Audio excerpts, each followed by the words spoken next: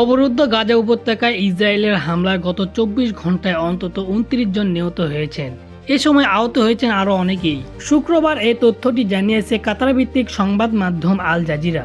বিশ্ব স্বাস্থ্য সংস্থার মহাপরিচালক টেড্রোস আধানম গেব্রিয়েসুস সতর্ক করে বলেছেন, গাজায় ত্রাণ প্রবেশের ইসরায়েলের অবরোধের কারণে সেখানে আরও রোগ ব্যাধি ও মৃত্যুর সংখ্যা বাড়ছে। বর্তমান গাজায় ১০,০০০-এরও বেশি মানুষ বিদেশে চিকিৎসার জন্য স্থানান্তর করা জরুরি বলে মনে করেন তিনি। যুদ্ধবিরতি চুক্তি লঙ্ঘনের পর গত ১৮ মার্চ গাজায় নতুন করে ইসরায়েলের হামলায় ১৫০০ জনেরও বেশি ফিলিস্তিনি নিহত হয়েছেন। এক প্রতিবেদনে এ তথ্য জানিয়েছে বার্তা সংস্থা আনাদোলু।